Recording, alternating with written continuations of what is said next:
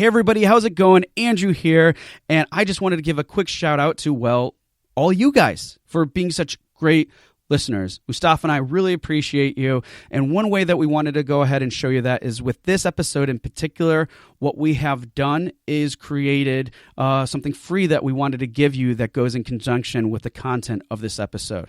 So it's just another way that we wanted to show our appreciation for you by pairing up this episode with the freebie. So listen to the whole episode. You'll get the link at the end, and then you can go ahead and get that another very helpful thing. And just like I said, another way that we're showing that we just really appreciate all of you being such great listeners. Another quick reminder too is we have launched our Patreon. So if you really find the content is very valuable and helpful and you know what you're doing and helping with your efforts, then by all means go to patreon.com/IGM podcast.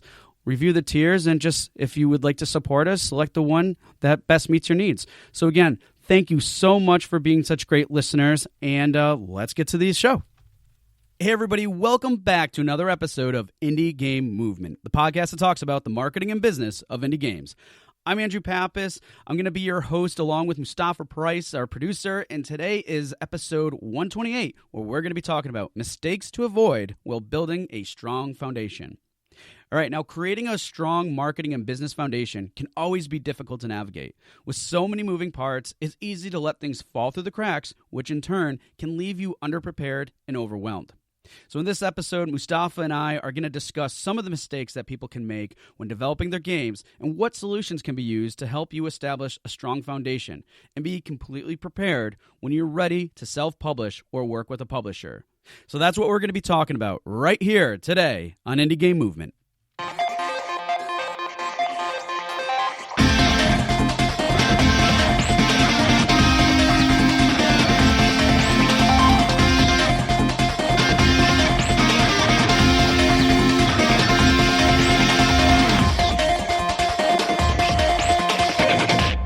Hey everybody, and we're back. Andrew here, and I have Mustapha as well. Mustapha, how's it going, buddy? Oh, it's going absolutely dandy. How about yourself? I'm doing well. I'm glad to hear that you're doing dandy. I don't hear that phrase too many times anymore. So I like to mix it up. Yeah, right. It's refreshing to hear. So appreciate that. All right, so we have some fun and really helpful things that we're going to be talking about today, guys. But first things first, I just figured we, go around between Mustapha and I and see, what we have going on in our lives and all that fun stuff. So, Mustapha, we'll start with you. What's been going on? What's fun and exciting in your world? Yeah, a lot of fun, a lot of exciting for sure.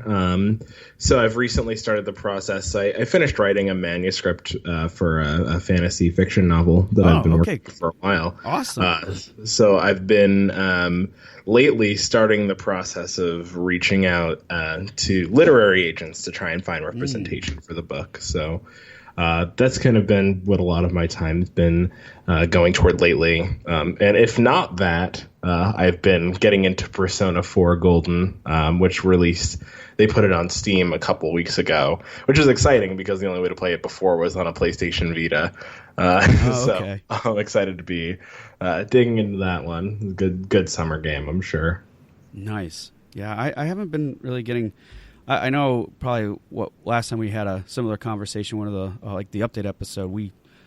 I haven't been spending much time playing games, unfortunately, but slowly trying to get it in there. But on my front, just been, and part of the reason for that is just been really busy with, some client work and other projects. So kind of more on the same on that front, which is always good. And as far as more recent kind of personal fun little side things, I figured out how to repair those one of those Jeep Power Wheels or those kids' vehicles that can hop in and stuff. And surprisingly, the whole process was really easy. So I'm thinking that I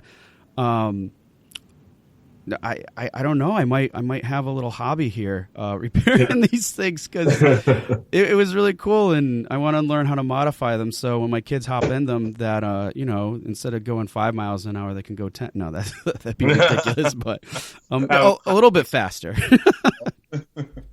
Yeah, I won't have much lawn after that. I mean, we're kind of in the middle of a drought anyways, but I definitely won't have a lawn if the kids are tearing it up with those things. And then I'm also recently, because another hobby that I like to do every now and then when I make some time for it is just making stuff out of reclaimed wood. And I recently made a shelf out of some reclaimed barnwood. I live in an old house, and after some remodeling projects, got some saved some wood, and then finally decided to do something with it. I made a shelf.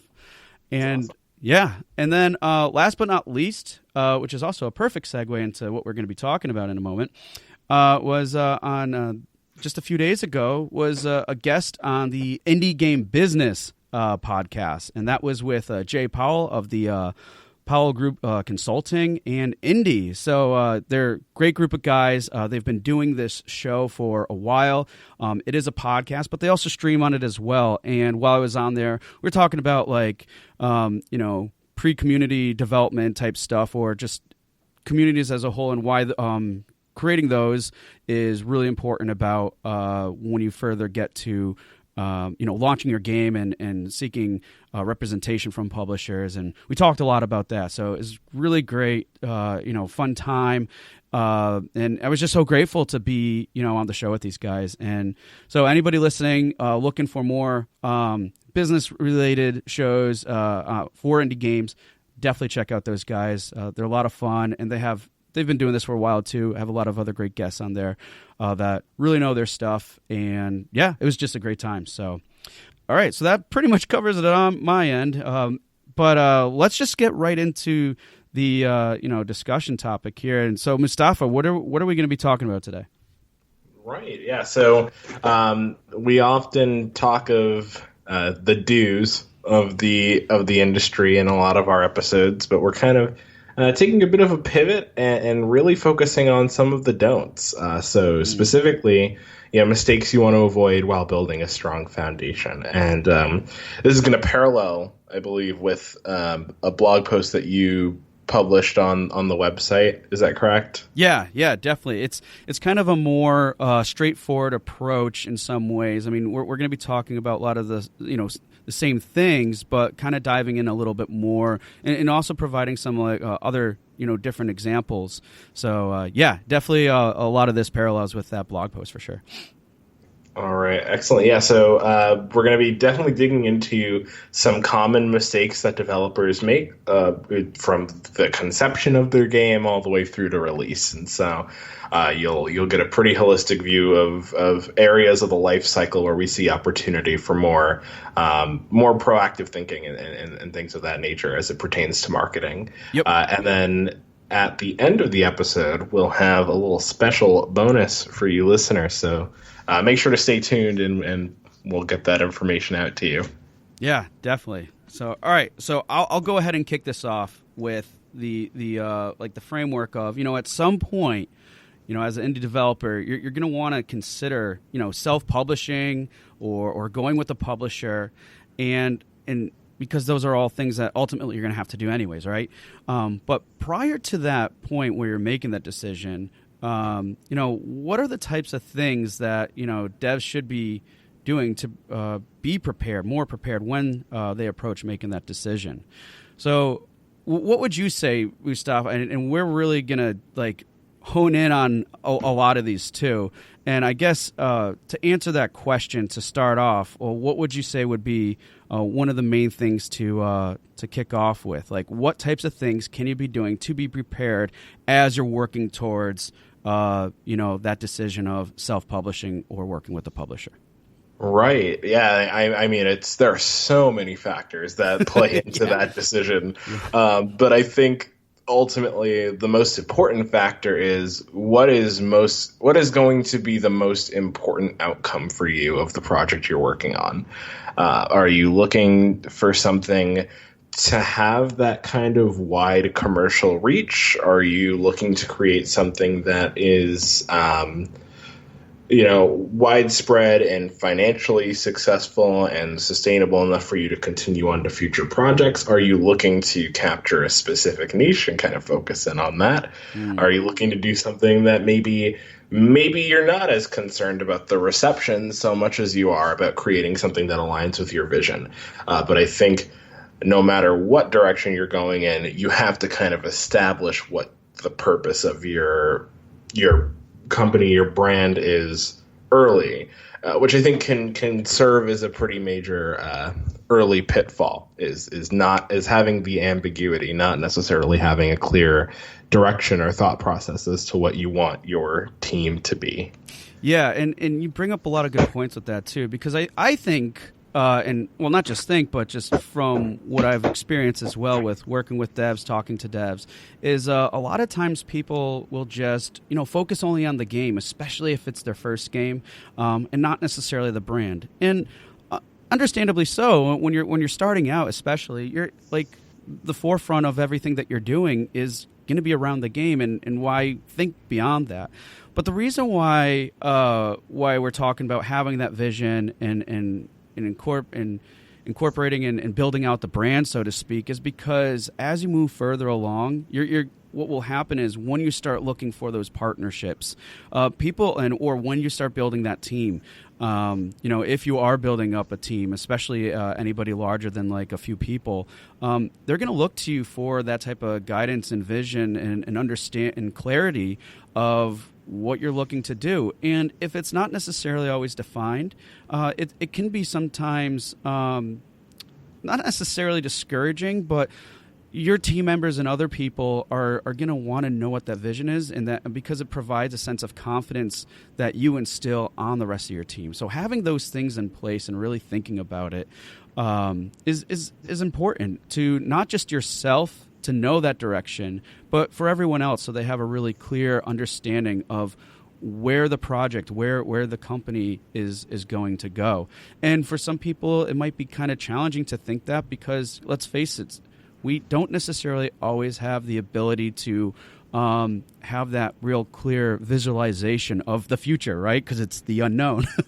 But it's still good to get in the practice of developing that. And one thing I was thinking, too, that would be a good solution for that would be, creating a mission script. And how I define mission script is basically it's similar to a mission statement, but a mission statement is a very simplified, boiled down idea and concept of what does my company, brand, me, really encapsulate into like a sentence, right? And that's still good. It still can provide clarity and direction. But a script is a lot more elaborate in the terms of like fleshing out a little bit more about your team, your how you want to be represented as an entity, your public image, all of those things, and you can define them. And from there, as time goes on, you can tweak and change it, because you're probably going to tweak and change as you make your game and as you move forward. But at the end of the day, it's really going to help out with, like Mustapha was saying, that clarity and everything else, and giving you and your team more confidence. Yeah, and I would piggyback off of that to say you also have the added benefit of cohesion.